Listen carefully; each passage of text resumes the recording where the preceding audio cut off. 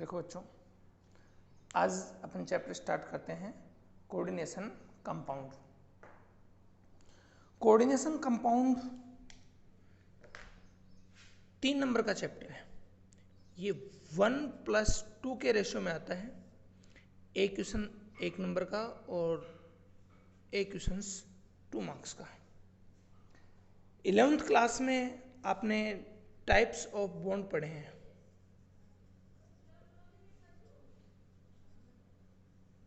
बंध के प्रकार, इसमें आपने 3 प्रकार पढ़े हैं, 3 टाइप्स पढ़े हैं। ठीक है, फर्स्ट आपने पढ़ा है इसमें आयोनिक बॉन्ड,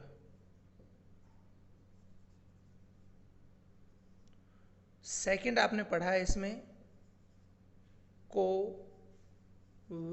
बॉन्ड, और थर्ड आपने पढ़ा है coordination bond. Coordination bond, ionic bond में एक इलेक्ट्रॉन डोनेट करता है, दूसरा इलेक्ट्रॉन एक्सेप्ट करता है, एक दान करता है, एक ग्रहण करता है। जैसे NaCl, Na ने एक इलेक्ट्रॉन को डोनेट किया, Cl ने उसको एक्सेप्ट किया। कोवैलेंट पार्टनरशिप से बनता है, जैसे CH4। इस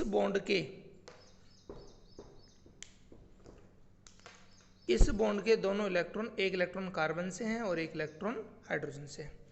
कोऑर्डिनेशन बॉन्ड में क्या होगा, जैसे मेटल और लिगेंड, ये लिगेंड्स डोनेट करेंगे और मेटल एक्सेप्ट करेगी। ठीक है, मेटल में जनरली ट्रांजिशन मेटल्स होंगी। ठीक है, इस चैप्टर के लिए आपको 3D सीरीज, 3D श्रेणी या 3D सीरीज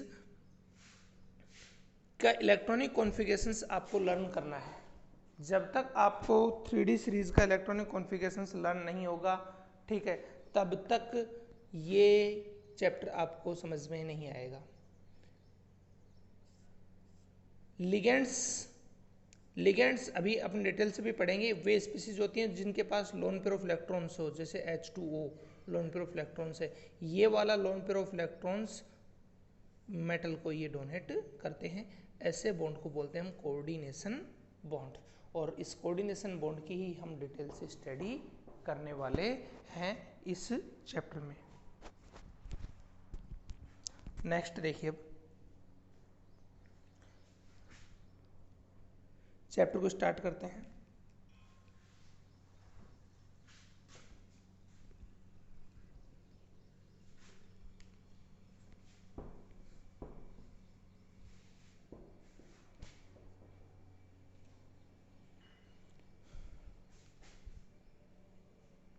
पहला पॉइंट,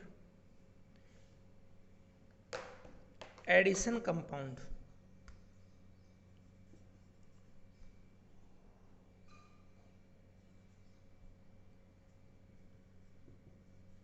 एडिशन कंपाउंड,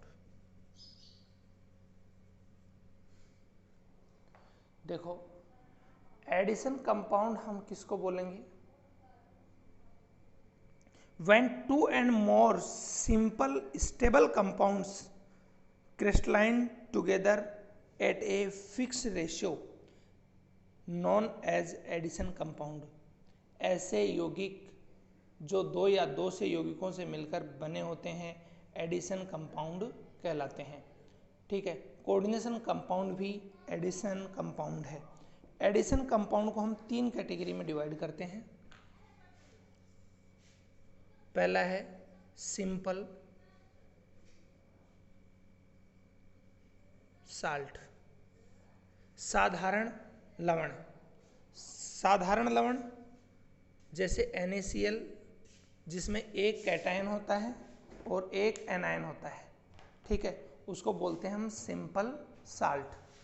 सेकंड आता है डबल साल्ट, द्विक लवण। इसमें एक से ज़्यादा कैटायन होते हैं, जैसे K2SO4 Al2SO4 का होल थ्राइस डॉट 24H2O, ठीक है, एलम।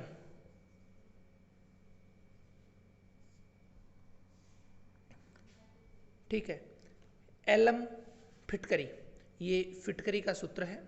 ठीक है, कैसे बना है ये बना है K2SO4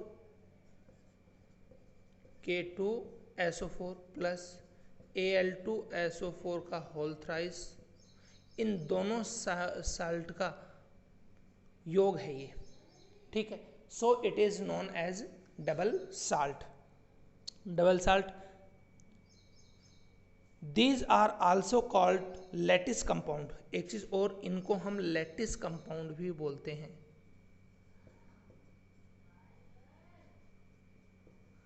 known as lattice compounds. These compounds are stable in solid state but are broke down into individual constituent particles when dissolved in water. अब आप इसको सीधी भाषा में आप समझिए, ठीक है, कि डबल साल्ट किसको कहेंगे। ठीक है, डबल साल्ट जैसे ही इसको एक्वस मीडियम में हम लेके जाएंगे, जैसे ही एक्वस मीडियम में लेके जाएंगे तो ये K+ का भी टेस्ट देंगे, Al3+ का भी टेस्ट देंगे और SO4 2- का भी टेस्ट देंगे। ठीक है, समझ गए। तो वे साल्ट जो एक से ज़्यादा कैटायन और एनायन का टेस्ट देते हैं, these are called double salt. ऐसों को हम द्विक लवण कहते हैं। ठीक है, ये एक्वस मीडियम में स्टेबिलिटी इनकी नहीं होती। ठीक है, देखो जितने भी अपने मेडिसिन आती हैं सब डबल साल्ट में आती हैं। ठीक है, और इनकी इंडिविजुअल आइडेंटिटी डबल साल्ट में भी रहती है। देखो जो K2SO4 का जो वर्क है, ठीक है, वो डबल साल्ट में भी करेगा, यानी इसकी प्रॉपर्टी चेंज नहीं होगी। ठीक है, ये इन दोनों के कंबाइंड होने से ये बना है। ठीक है, तो इस K2SO4 की और Al2SO4 की प्रॉपर्टी चेंज नहीं होगी। जैसे पैरासीटामोल, एस्प्रिन, दो साल्ट जनरली बुखार में काम में लेते हैं, फीवर में काम में लिया जाता है। ठीक है, तो पैरासीटामोल की जो वर्क है, जो प्रॉपर्टी है, वो एज इट इज रहती है और एस्प्रिन की भी जो प्रॉपर्टी है वो एज इट इज रहती है। इसी प्रकार से K2SO4 की भी प्रॉपर्टी सेम रहेगी और Al2SO4 की भी प्रॉपर्टी सेम रहेगी। ये प्रॉपर्टी चेंज होने वाली नहीं है किसी भी कंडीशन में। ठीक है, तो ऐसे को बोलते हैं हम डबल साल्ट। डबल साल्ट में देखो एक तो डेफिनेशन हो गई, दूसरा ये है कि ये they loss their identity in aqueous solutions. ठीक है, जलीय विलयन में ये अपना स्थायित्व को खो देते हैं। समझ में आ गया। थर्ड आता है इसमें, अब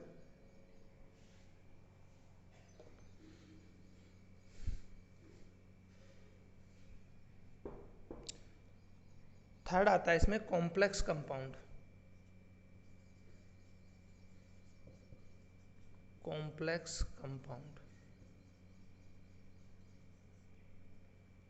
ठीक है, कॉम्प्लेक्स कंपाउंड या इसका दूसरा भी नाम है कोऑर्डिनेशन कंपाउंड। कोऑर्डिनेशन कंपाउंड, देखो कोऑर्डिनेशन कंपाउंड या कॉम्प्लेक्स कंपाउंड को हम पहली चीज तो बिग ब्रैकेट, बड़े ब्रैकेट में लिखते हैं। ठीक है, इसमें एक सेंट्रल मेटल होता है, एक लिगेंड होता है। सेंट्रल मेटल में जनरली ट्रांजिशन मेटल्स लेते हैं। अब यहाँ से क्वेश्चन आता है कि इसमें ट्रांजिशन मेटल ही क्यों ली जाती हैं। इसमें ट्रांजिशन मेटल इसलिए ली जाती हैं क्योंकि ट्रांजिशन मेटल के पास वैकेंट डी ऑर्बिटल्स होते हैं। ठीक है, जैसे कोई भी ले लो आप, क्रोमियम ले लो तो क्रोमियम 3+ ले लो, 3D 5 4s1 होता है। 3+ का मतलब यहाँ पे कितना हो जाएगा 0 और इस पे आ जाएगा 3, तो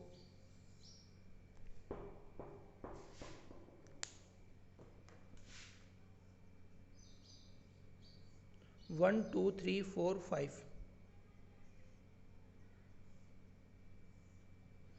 ठीक है, अब एक इलेक्ट्रॉन इसमें, एक इलेक्ट्रॉन इसमें, एक इलेक्ट्रॉन इसमें, ये दो वैकेंट आ गए। ठीक है, लिगेंड्स में जैसे देखो H2O, ये अपना लोन पेयर ऑफ इलेक्ट्रॉन इसको डोनेट करे, इसमें डोनेट करे, और अब यहाँ पे डोनेट करने के बाद में इस मेटल के और इसके लिगेंड्स के बिटवीन जो बॉन्ड फॉर्म होगा उस बॉन्ड को बोलेंगे हम कोऑर्डिनेशन बॉन्ड। क्या कहेंगे उसको हम? Coordination bond. और उस कंपाउंड को कहेंगे कॉम्प्लेक्स कंपाउंड। ठीक है। और coordination compound also additional compound. ठीक है, ये योगात्मक उत्पाद होते हैं। ठीक है, समझ में आया ये आपको? अब देखो टाइप्स ऑफ कोऑर्डिनेशन कंपाउंड, इनको हम 3 कैटेगरीज के अंदर डिवाइड करते हैं। पहला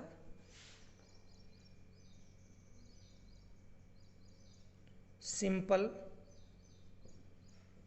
कैटायन,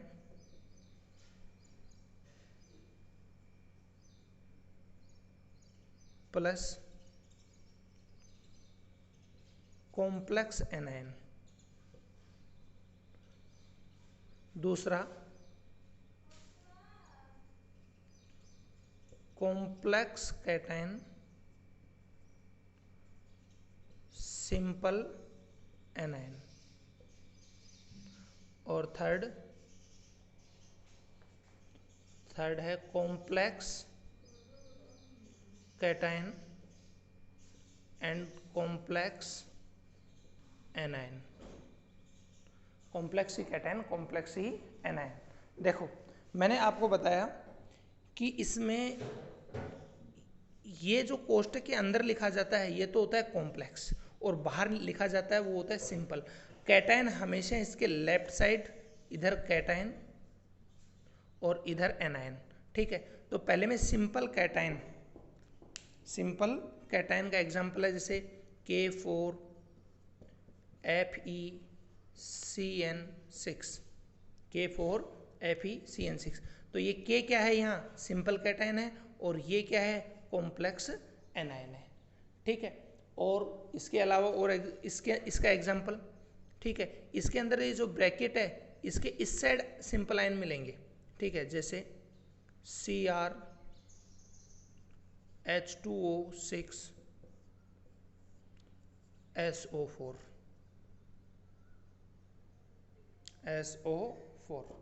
ठीक है, तो ये यहाँ पे क्या है? ये वाला यहाँ पे क्या है? सिंपल एनायन, और ये वाला क्या है?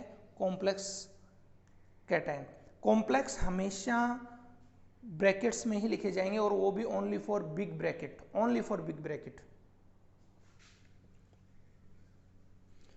थर्ड है कॉम्प्लेक्स कैटायन और complex anion, PtCl2 and PtCl4। ठीक है, ये है कॉम्प्लेक्स ही कैटायन है और कॉम्प्लेक्स ही एनायन है। एक चीज बच्चों ये ध्यान देना, जो कॉम्प्लेक्स कंपाउंड है ये Pt का टेस्ट किसी भी कंडीशन में नहीं देगा, Cl का टेस्ट भी नहीं देगा, ये बिल्कुल भी ब्रेक नहीं होंगे। इसमें आ जाओ, अगर हम इसको एक्वस सॉल्यूशंस के अंदर लेके जाते हैं तो ये 4K प्लस 4K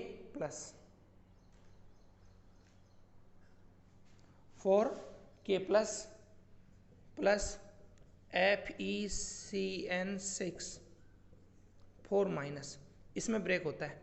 ठीक है, तो ये बस केवल पोटेशियम का टेस्ट देगा, ओनली फॉर पोटेशियम का टेस्ट देगा, ना तो Fe का देगा ना ही Cn का देगा। ठीक है, तो हम ये कह सकते हैं कि कोऑर्डिनेशन कंपाउंड एक्वस सॉल्यूशंस में भी अपनी आइडेंटिटी बनाए रखते हैं। दूसरा इसमें इंपॉर्टेंट ये है कि देखो डबल साल्ट में क्या होता है? डबल साल्ट में ये होता है कि डबल साल्ट आइडेंटिटी लॉस कर देते हैं।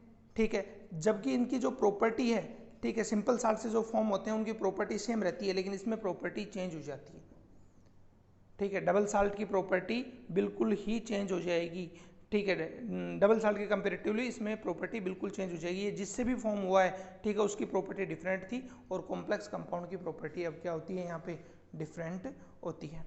ठीक है, तो ये थे इसके type. Next important terms, in complex compound.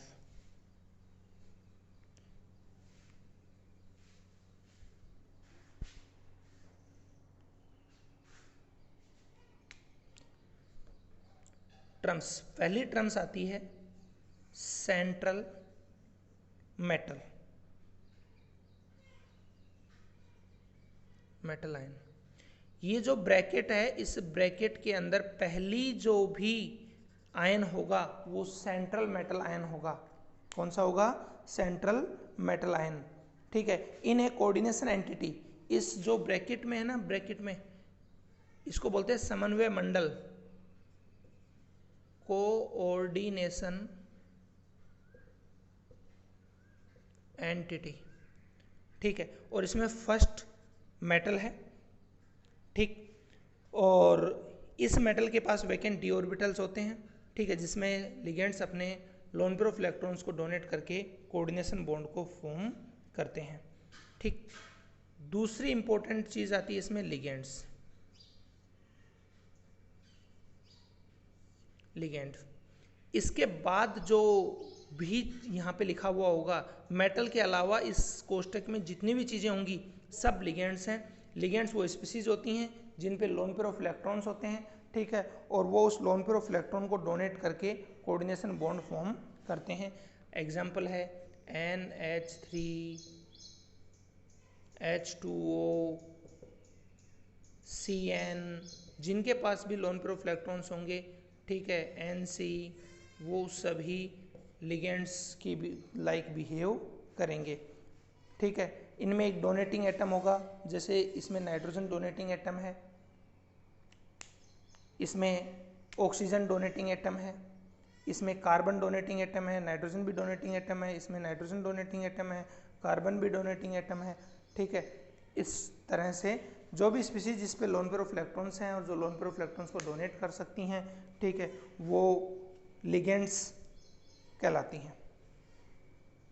कल हम पढ़ेंगे टाइप्स ऑफ लिगेंड्स।